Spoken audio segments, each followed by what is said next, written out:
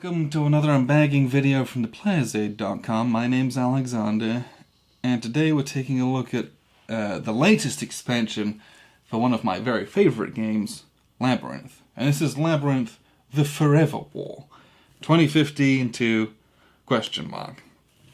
So, Labyrinth, two-player, card-driven game about the global war on terror. It is a very, very good game. Just mechanically speaking. As a standalone, it's great. They had the expansion, which was, it was about the Arab Springs. What was it called? Labyrinth? I should know, and I don't. We've only played it the once, but it was very cool. But it was from the Arab Springs, and it was 2010 to whenever. This is 2015, so let's crack it open and see what we get here. Labyrinth: The Awakening. That's what it was called. I knew it. Okay, so there's two packets of cards. This is one singular deck. We'll get to those here in a second. And we're going to open up. We have our combined rules and playbook. This is matte. This is a matte rules book and playbook. So we've got rules for solo play, which doesn't look like as much. There's a couple of different scenarios. So we got the Forever War setup, we got the Fall of ISIL, we've got Trump takes command, and we've got Hillary wins. And that's very normal. All the other ones, so the Awakening had one where, I can't remember if it was like Obama was ousted in 2000, in like the 2012. It was, but they do a bunch of different scenarios.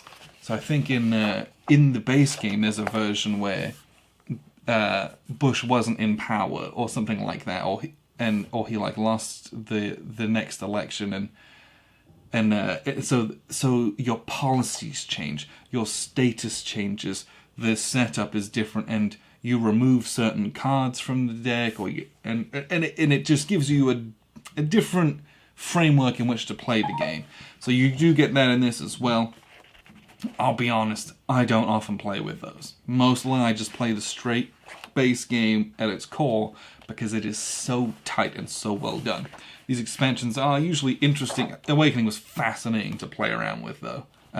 Plus that was a piece of the Arab Springs I felt like I did not know much about as a larger picture. So it was interesting to pick up some details about that as well. Strategy in Labyrinth: The Awakening. First, oh, that's interesting. There's some little strategic guides in here and stuff. Designer notes. And this is the stuff that's really, really interesting, if I'm honest. And they do a really good job of researching these.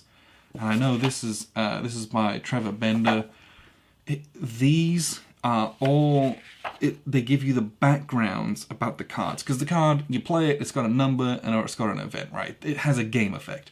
Here, this gives you some of the background behind it, why this card has this effect. This is what it did in real life. This was, and again, it's all shortened and stuff, but it's an interesting way to pick up on some history and some, well, in this game current events, and how it impacts things, and it's a good way to read a little bit and then go off and do your own research. These are good jumping off points. I love this stuff. It's always fascinating to see how this stuff plays into game mechanics as well. Rule of thumb updated. Nice. So we also have, keep this handy. This is a nice little play aid. This gives you things you might forget, or just everything in a nutshell. Once you've played the game once, you should be able to play off of this, basically. So that's rules and setup. We do get a small card with our new counters in it. So and most of these are long-standing events. Looks like there's a couple of bits and pieces here. This is a very big counter here, so that'll be interesting. And then we have some play aids here. We have, let's see, oh, these look like they are identical play aids, which, oh, they are not. Interesting, they look the same on this side. Polarization, difference, random Muslim countries, convergence, WMD alerts, random shear mix countries, end of turn, civil war. Wow, there's a lot of stuff in here. The back of this is our flow chart for the jihadist AI. If you're playing this solo, you're going to follow the flow chart about what it is that they do with the cards that they have. There's a priority table as well, which is nice, and I'm hoping that this is a bit easier to use. I felt like the original AI for Labyrinth was a bit heavy. I don't know. I didn't engage with it as well. Hopefully, maybe it's a bit smaller, a bit more streamlined, maybe a little bit easier to use. I'm hoping that's the case. The back of this one has our event instructions table, which is probably if this is the card, this is the effect, specifically of how they're going to do that, presumably. Then we have these two cards. This looks like it's for this is the American AI. You can see the jihadist AI is much more complex because they have a lot more options and things to do and places to move, and think the US are trying to just stamp this out, so there's fewer choices. Where they do it's very important about doing alerts and things. Again, it's the same thing. Oh no, that's not true. Oh, maybe they got more. Jeez. Yeah, maybe they'd have more. Maybe I was wrong. There's a lot of stuff here. They have all of these flow charts. And that one there as well for alert resolution. So, oh, they want to do, for your operations, here's what you do with them. For your post-alert resolution, you do your alerts on here. After that, you do this thing. That's pretty intense. And again, they have event instructions here as well. Hoping that is fairly reasonable with regards to the AI. We'll see. That is something I probably will play with and let you know. So the cards themselves, they are... Oh, if I can get them open. Here, let's grab these. Ooh. No, I don't want to have to stop the video. He says... Let's stretch this plastic. There we go. Okay. They don't have that nice little pull tag on them. That one opened much easier. There we go. So you typically will play with the whole deck, if we're honest. And it's, you either play through the whole deck and get a really short game, or you play through it twice. That's kind of this tournament standard. If you want to play like a massive campaign, you can play through this deck 3 times, but I've found that usually if you play those, you never get through the 3rd deck. It's rare to end it that way. So, the cards are exactly what you would expect from a Labyrinth game. You kind of have this beige background. They are associated with one side or the other, or neutral. So here we can see there's green, and they got your little Islamic symbol on them. So the green means they're from the jihadist player. And there's grey ones, which means they're neutral, which means they usually affect either side in one way or the other. And then we'll see back here we got these tan ones, and these are US aligned events. Let's see how many we got. And more jihadist ones as well. And the events are they're ones that are it's all stuff that's been in the news or maybe wasn't reported on. It's current events and how it affects the global war on terror. So this is Moab, mother of all bombs.